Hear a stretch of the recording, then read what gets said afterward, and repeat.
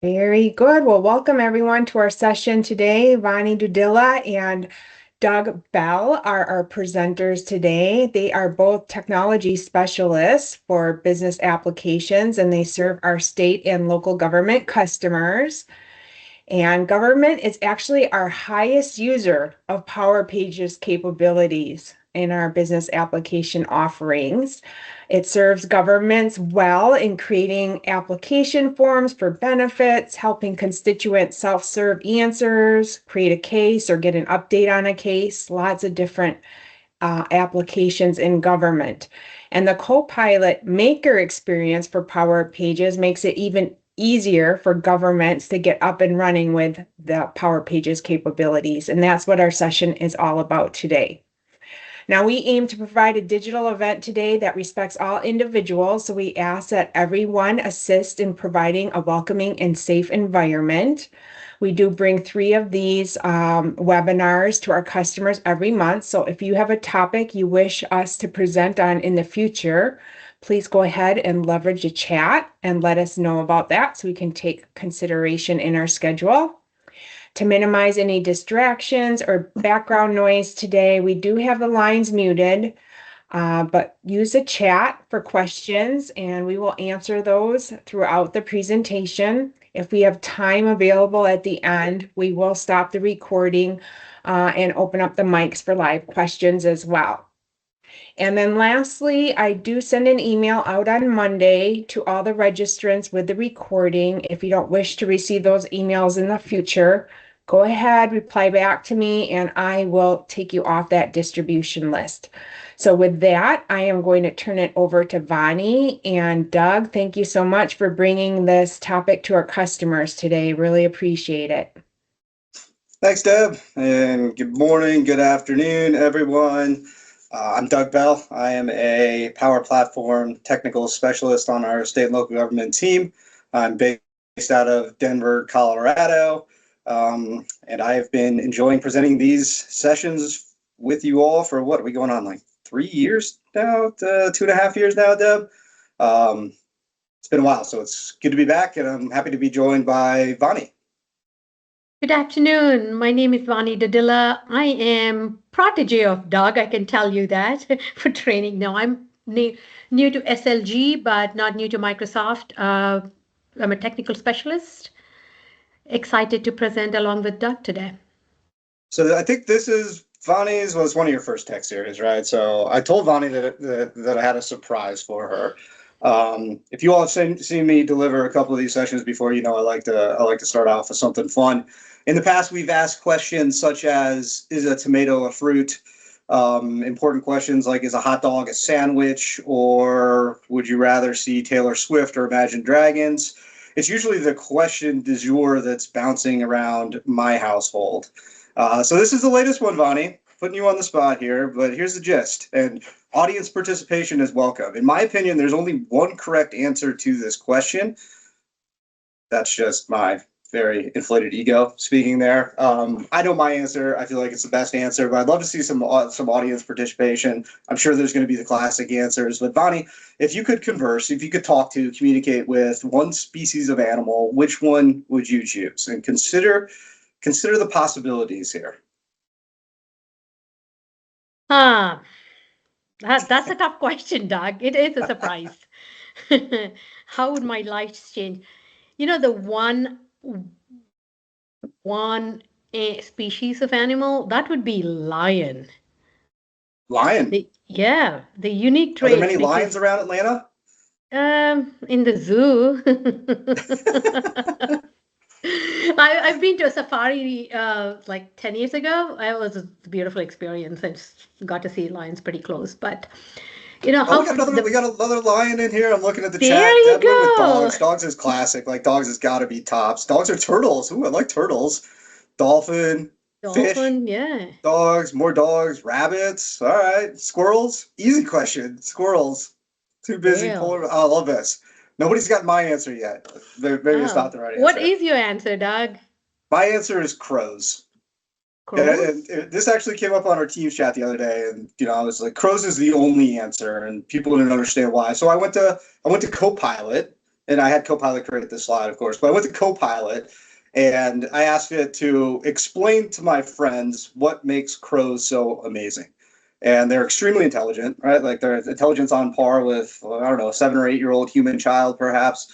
They're very social, they're curious, they're playful.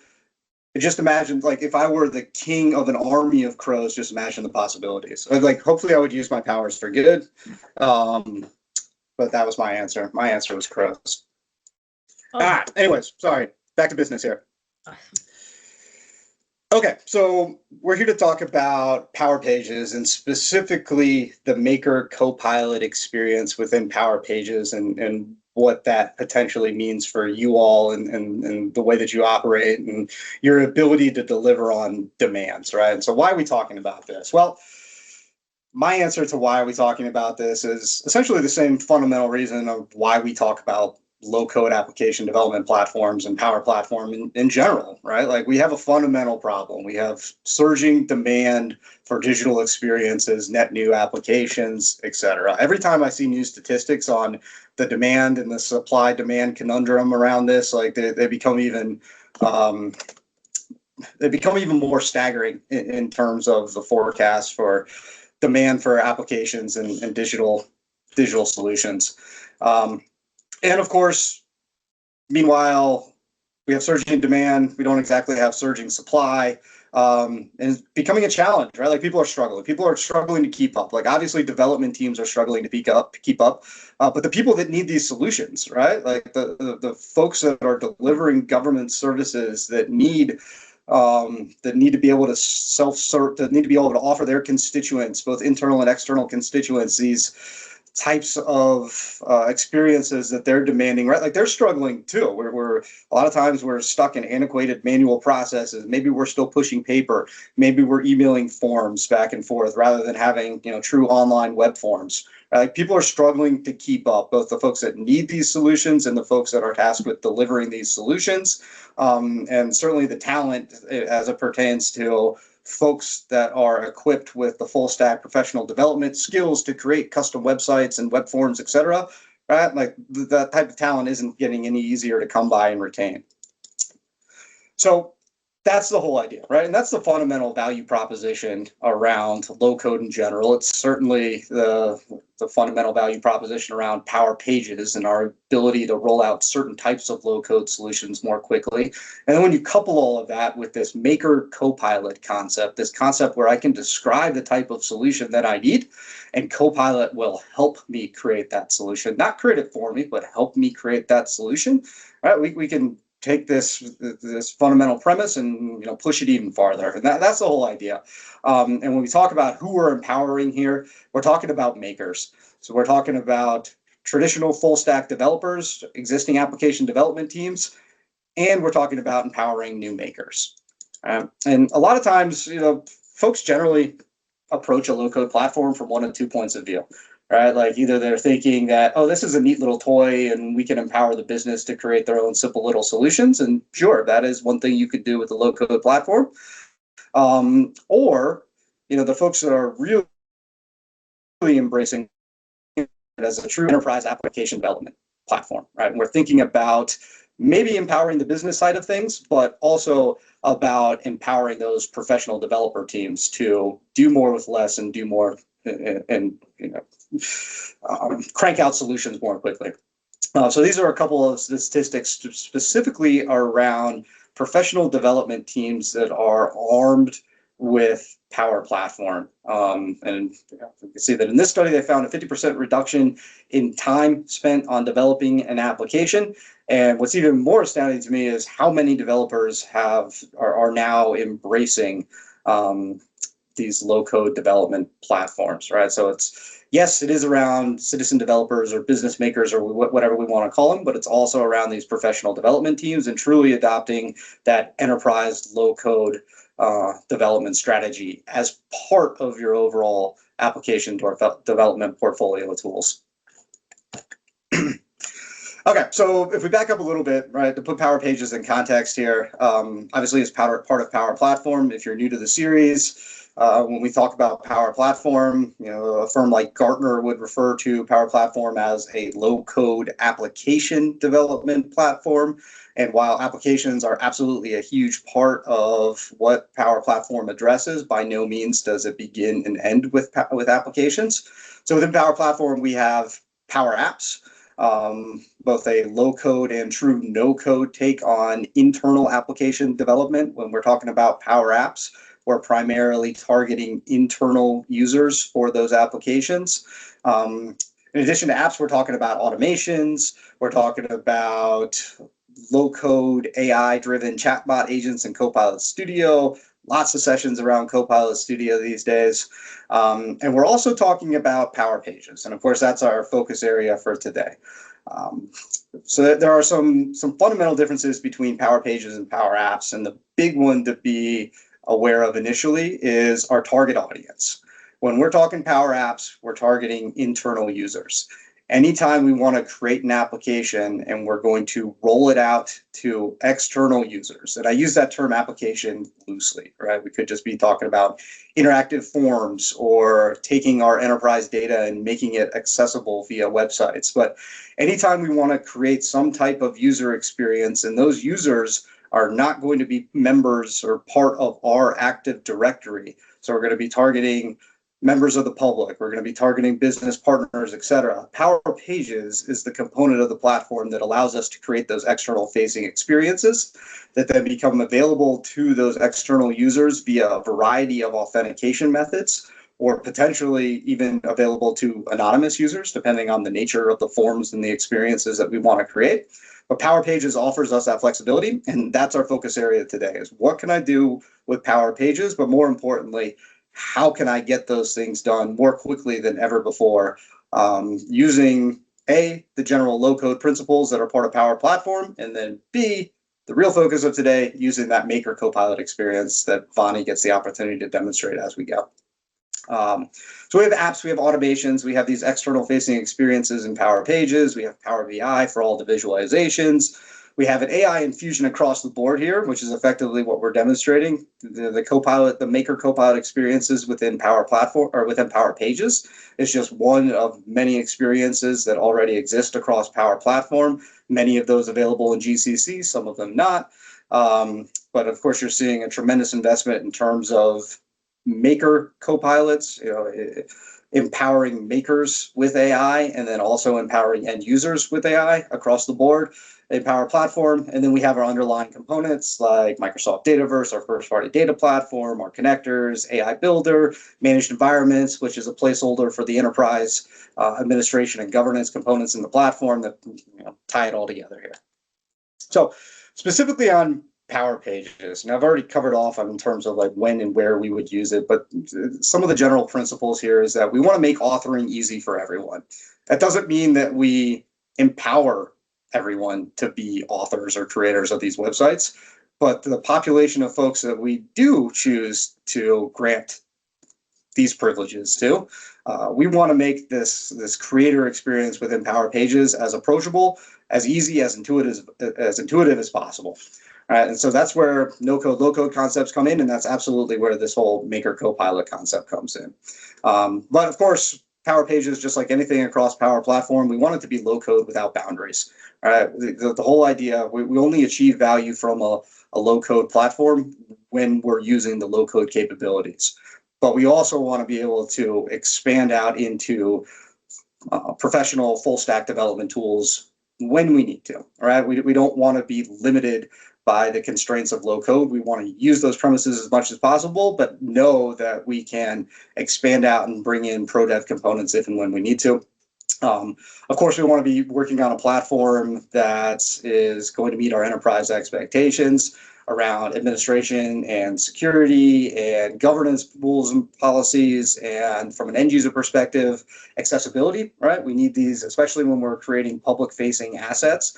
We need to make sure that they're accessible to everyone, they're compatible with screen reading technologies, et cetera, which, spoiler alert, Power Pages is by default out of the box. And then, of course, we also want to be able to snap in some new exciting capabilities when we're ready for them. Maybe we want to create one of those AI-driven chatbot agents in Copilot Studio and snap it right into Power Pages. That should be easy for us when we're ready to take that step. So how are government entities using Power Pages? This slide could be a lot longer. I could truly turn this into an eye chart, because ultimately the best use case is the one that addresses your problem, right? We talk about low code. Everybody wants to know use cases, and that's great. We can share all kinds of use cases to get our brains thinking and our creative juices flowing. But ultimately, the best use case is your problem that you are trying to solve. But if we take a step back and we look at what are some common use cases and patterns for Power Pages in government, put them into a handful of categories here, right? There would be like community or resident services. There could be collaboration with business partners, be they public entities or commercial enterprises, maybe even some internal facing use cases, right? We talk about Power Pages primarily existing to serve external constituents, but there are legitimate scenarios where we can treat our employees like external parties, and we want to create this portal experience for them. And then there are just some general patterns. So in community services, we have customers that are running their entire 311 system. All their non-emergency incidents can be reported through Power Pages and then flow into a Dynamics 365 customer service case management backend there, right? So Power Pages, think of that as the front end for Power Apps on the back end, or maybe it's a more sophisticated use case like 311, or perhaps certain types of applications, permits, and licenses where we want to have all the rich capabilities that are part of Dynamics 365 customer service or case management behind the scenes. Freedom of Information Act request is another common one, where we can intake those requests through Power Pages, use all the richness on the back end to service those requests, and then actually return the results of those requests to the original requester via Power Pages, right? So there, the whole end user experience can be done with Power Pages. Same thing for collaboration, right? These are kind of non-emergency incidents are transactional in nature. Application permits, licenses, FOIA requests, like maybe there's a little bit of back and forth there, but they're still fairly transactional. We can also use Power Pages for ongoing collaboration, right? Because we're creating user accounts, we're authenticating these external users. So folks that are receiving grant funding from us, we can field those grant applications and we can collaborate with them throughout that grant management process. Same thing for vendors here, or just doing generic file shares, right? And several customers I've worked with recently that just wanted a more structured and secure way to receive files from external parties, and Power Pages offers a great platform for doing just that. In the employee self-service arena, some of the scenarios we've seen are like this Ask HR style assistance, not full-fledged employee self-service. Most of your HR systems of record will address traditional employee self-service scenario, but kind of these more peripheral concepts like, Ask HR, I need help with something, HR case management, that type of thing. IT service management, right? Being able to open help desk requests and acting as the front end for using an ITSM solution that's built entirely on Power Platform, potentially. Some specific capabilities around doing overtime or leave requests. Again, kind of this whole agility layer around an existing HR system of record here, and using Power Pages as the front end user experience for those types of scenarios. Public safety recruiting, I call out public safety in particular because there's public safety recruiting of sworn officers are often very extensive processes with their own uniqueness that are unlikely to be fully accommodated by the HR system of record. So it seems like in public safety in particular, we encounter this need frequently.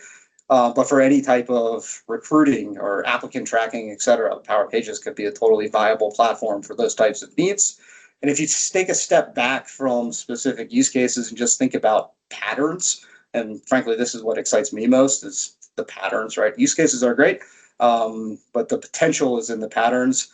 And we can use Power Pages, again, for whatever you need, right? Like upgrading legacy web forms that exist on our website that are difficult to connect to backend applications, or maybe we have some Microsoft forms, some publicly available Microsoft forms, and the admin burden of maintaining the automation behind those forms and moving data to a existing system of record or into an Excel spreadsheet or whatever. It's just a cumbersome process.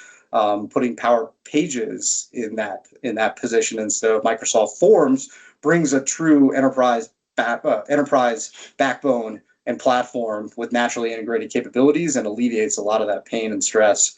Or net new opportunities for reducing paper forms, or even more often, the inundation of forms that get emailed to us, right? If we can turn those unstructured forms, those paper forms, or those unstructured electronic forms into actual structured web forms that folks can fill out on our website and just naturally flow into our downstream system of records in Power Platform, it alleviates a lot of the pain.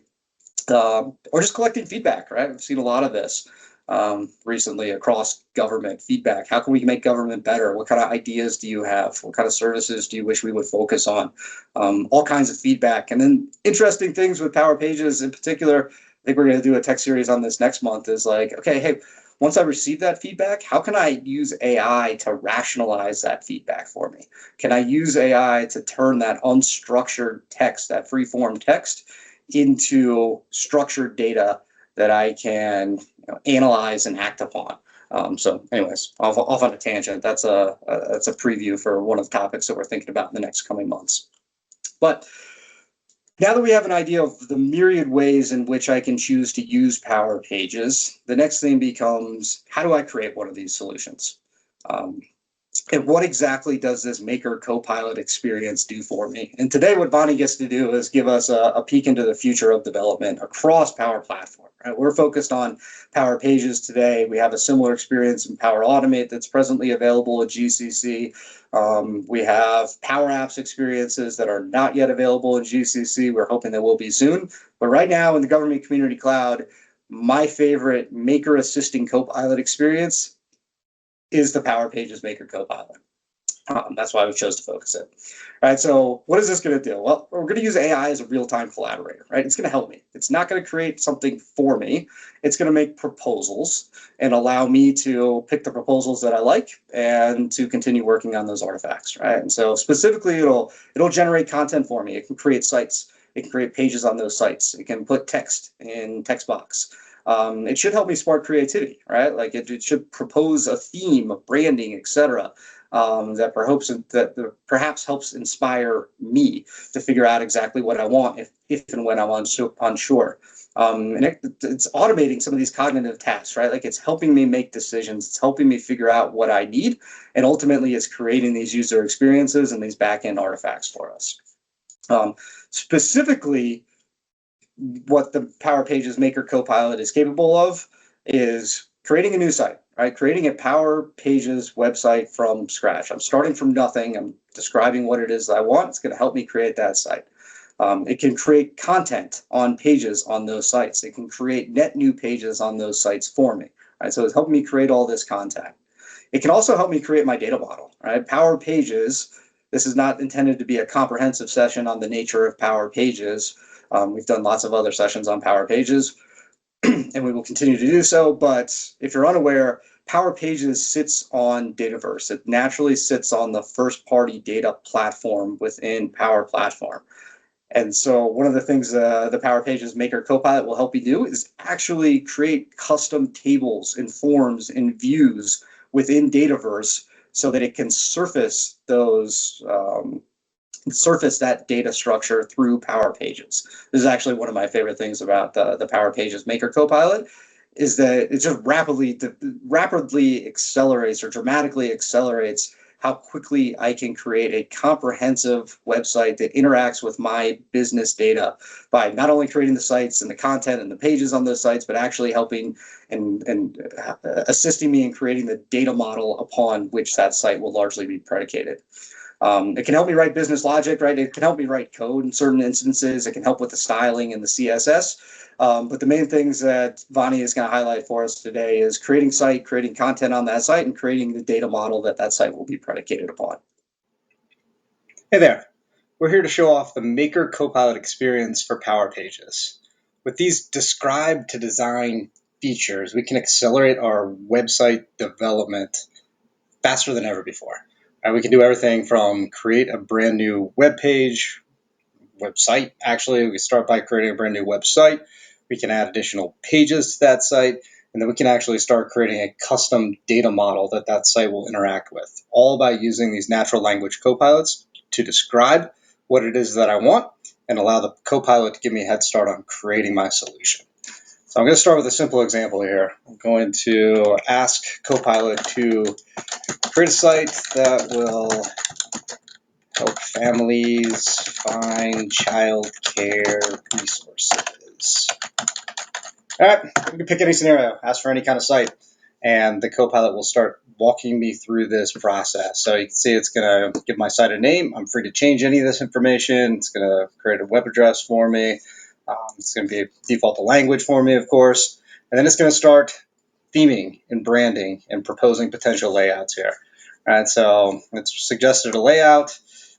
See, this is an example of what my home page is going to look like. I can see some of the pictures, etc. If I don't like this, I can try it again. Let's see what happens. It creates a new layout option for me here. And this is just going to be my starting point, of course, right? Like, it's not going to be perfect. I'm not doing detailed edits here. All right, maybe I like those colors a little bit better. I like those pictures. Seems like a better starting point. So I'll click next. The next step here is what pages do I want, right? By default, it's going to propose 6 different pages that I can include to, or I can choose to include in my website. So I can have about us, maybe an FAQ, maybe a resources page. That sounds good. Maybe a blog, and I'm done. All right. So simple, what was it, like 8-word description of what I want. Create a site that helps families find child care resources. Step through the Copilot process. Find some initial theming and styling that appeals to me. Select the additional pages that I want to include initially in my website, and off it goes. The Copilot's doing its thing. We'll give it a few minutes to do its job, and then we'll continue on.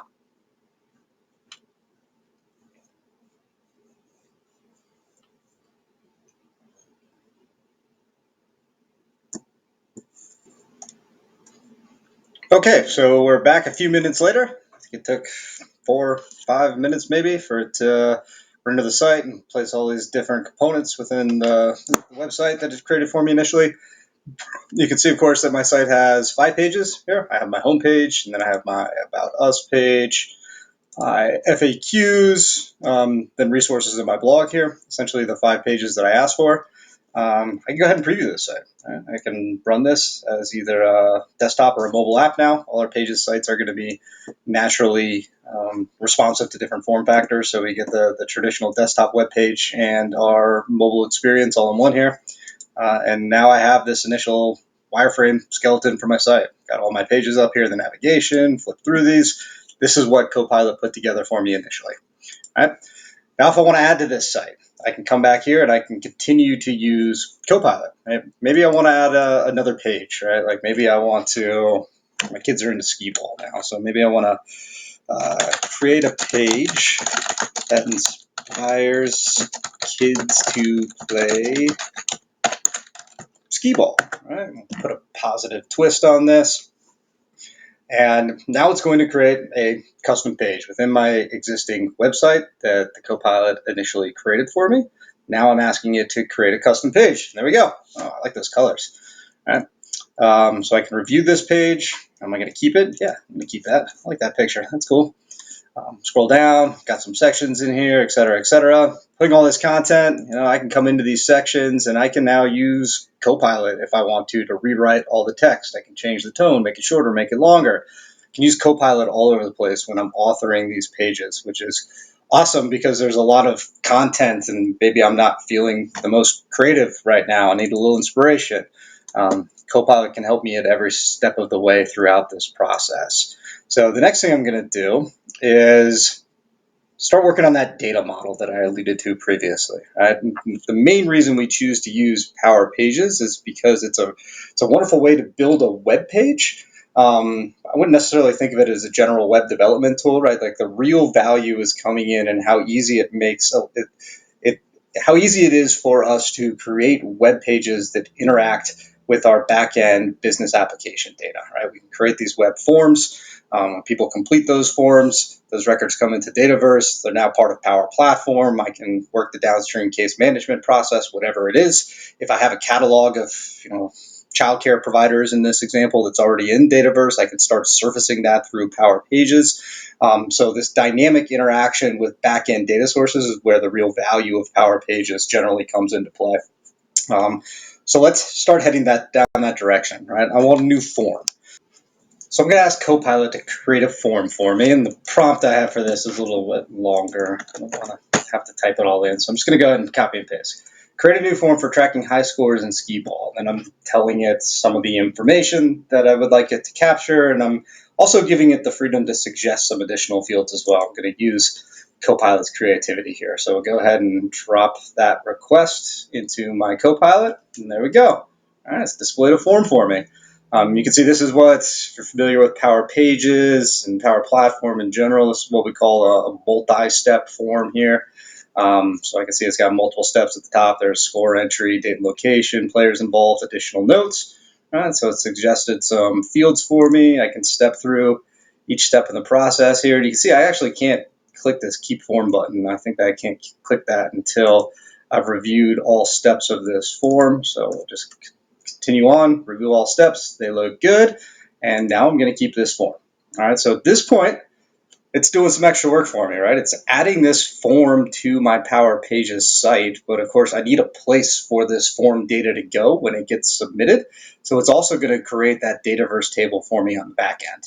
To me, that's super cool, right? It's a simple concept here. We're asking Copilot to create a form, but then the amount of work effectively that it is executing to complete that request is it's fairly extensive. And as a maker, it's accelerating my productivity dramatically here, right? Like it is creating that table for me. It's creating the forms on top of that data, on top of that table. It is naturally embedding those forms into Power Pages for me. It's going to add that table as a data source within this Power Pages site. I think if I come over here and look at data, I should see my Copilot skee ball high score table that's in here now, right? Like it's done a tremendous amount of work for me. And as a maker, it's really accelerated my productivity. So let's play that forward a little bit. Like what all did it do? Obviously it created this table, created the form on top of it. I can see it in my Power Pages site. See all the fields that it added in here, right? So there's a bunch of standard fields in here, but it's obviously added custom fields like game version and notes and number of players and on it goes. It's created the views for this table, right? Like how do I want to visualize this data when I'm looking at a list? It's created those views for me. It's created the forms. It's created multiple forms here to accommodate that like multi-step process. So these are multiple forms that get rendered step by step within Power Pages. And then I have my standard information form that is probably going to be more of a singular view for my back office, my back end users that are interacting with this data through a model driven app.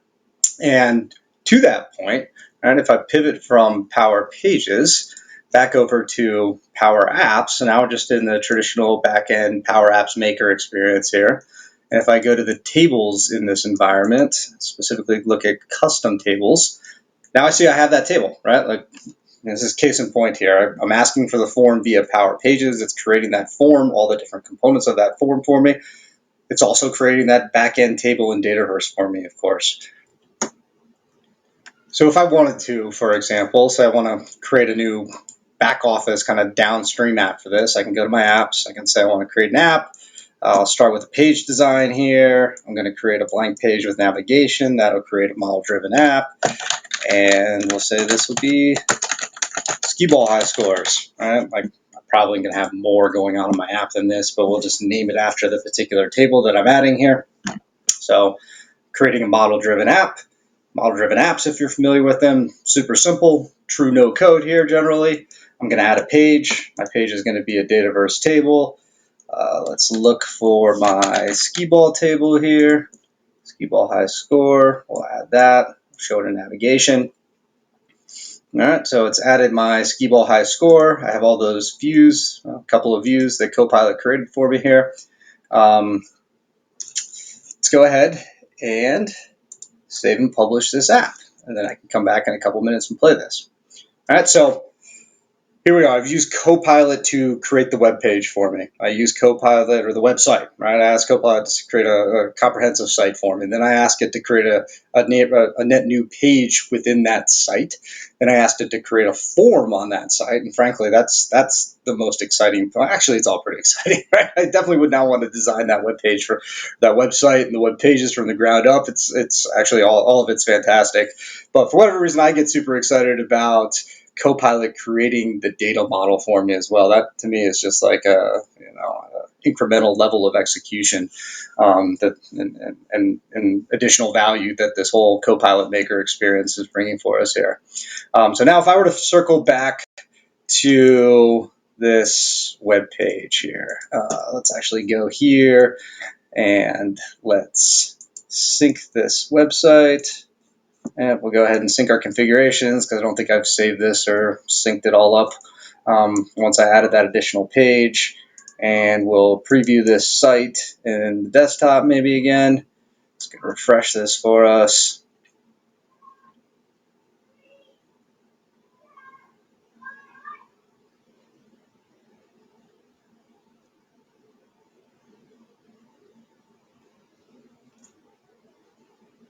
Okay, and there we go. Since I previewed it from my new page, I have my new page in here. Here's my skee ball adventure. You can see it just by default. Added it to my top navigation there. If I scroll down, I can get to my score entry. All right, so here we go. Put what's my name? Use my name. I got a 560, we'll say. It was a really good game. It was deluxe version. Move to the next step here. Oops. Move to the next step. We'll say I played this on March 5th at Dave & Buster's, perhaps. Go to the next step. The number of players involved, it was just me. Just little old me. And last notes here, I got 2 100s. All right, there we go. Special conditions. I don't know. Awesomeness. All right, we'll go ahead and submit that record. So there we go. And to confirm this on the back end, right, let's jump back to Power Pages over here. We'll go ahead and play my model-driven app. And I guess I didn't have a name field on this record. That's something I could think about attending to here. But here's my form, right? And let's go to this general information form. All right, so my form needs work here. I've got my additional notes. I've got my players involved, right? I've got all the information. I probably need to build a better general information form for my downstream users here. That's not going to take me more than a few minutes. I can work on that in my own time. But at this point, I've used Copilot, and in, what was it, maybe 10 minutes, right? I had to create a brand new website for me, add a custom page to that website, add a form, which inherently added the data model. I've gone ahead and started working on my back office downstream data model experience, and off I go, right? The sky's the limit from here in terms of what I choose to do with my downstream processes and model-driven apps. The last thing I want to highlight here, back to Power Pages, is how easy it is for me to use Copilot to transform the end user experience as well, right? Like so far we've been focused on the Copilot Maker experience. What does Copilot do to accelerate development of Power Pages websites? What can we do, on the other hand, what can we do to facilitate and provide a better experience to users of these websites? Well, maybe I want to add a traditional Copilot in the form of a chatbot agent to my Power Pages site as well. Maybe this is just a FAQ agent, or maybe it's actually calling APIs and taking actions on behalf of website users. There's all kinds of fun stuff we can do with Copilot Studio. But the first step for any of this to surface Copilot Studio agent within Power Pages is super simple. Come into the setup within my Power Pages site here. I'm going to say I want to create a Copilot for this Power Page. All right? At this point, it is going to provision that Copilot. It's provisioning an artifact into Copilot Studio for me. It's going to name it after this Power Pages site, and it's going to wire it all up, right? So once this gets created, I'll come back in here and I'll enable the Copilot on the site. This will take a couple minutes. We'll let that do its thing, and then we'll see what it did and how that surfaces on my website. All right, so we've come back a couple minutes later. I can see green banner at the top, always a good sign. My Copilot is set up. I'm going to go ahead and click this. It's going to publish the Copilot to my site. I'll go ahead and sync this. Oops. Go ahead and sync the configuration so we come back to test that website out again. Should be ready for us. In the meantime here, I'm just going to flip over to Copilot Studio. All right, so here I am in Copilot Studio. Traditional Copilot Studio, double checking that I'm in the same Power Platform environment here. And we'll just go ahead and refresh this because I should have a new agent. We'll see if it shows up here. If I have to go to my list of, I'll go to my list of agents here. And there we go. There's my childcare finder bot. It was created a minute ago.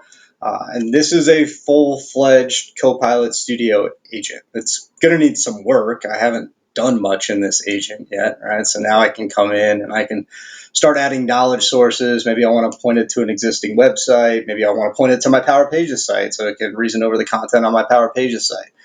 Maybe I want to upload some files. SharePoint, I really only can use that for internal facing purposes. So right now my easy options are public facing website, files. Maybe I want to point it to some Dataverse tables on the back end that have information about childcare resources that are available. There's all kinds of things that I can do in here. I can start adding actions. I can author curated topics. There's lots of fun stuff I can do in Copilot Studio. But initially, the last thing I want to check here is if I come back and refresh my website, just want to make sure that my new agent is actually rendering. My agent's not going to do anything right now. I've still got work to do there, obviously. But all the wiring, all the plumbing, right, that should be put in place for me automatically, literally 2 button clicks, a couple minutes of patience. And now, there we go. Kind of hard to see. Let's zoom in a little bit more on this website, right? Now when I come to pages on this website, I can pop this guy open, and there's my childcare finder bot. All right, like that is the same Copilot bot that I just created, and now I can work on in Copilot Studio. So if we recap what we've done here, I don't know how long it's going to be in this video, 10, 12, 15 minutes.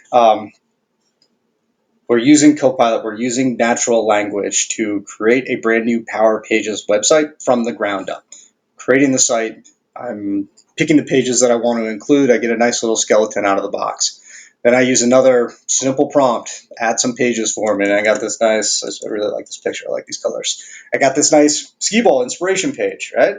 And then I had a slightly more extensive prompt that allowed me to create that form, which is already been submitted here. If I circle back to my pages, just to remind us, right, on this page, I got this multi-step form. It created the whole data model behind the scenes for me. I took a couple minutes on a slight tangent to create the framework for my model-driven app so I can start thinking about the downstream processing of this information. So I've gone from nothing to a really thorough skeleton that's built out in a very, very modest amount of time. And that's what this is all about.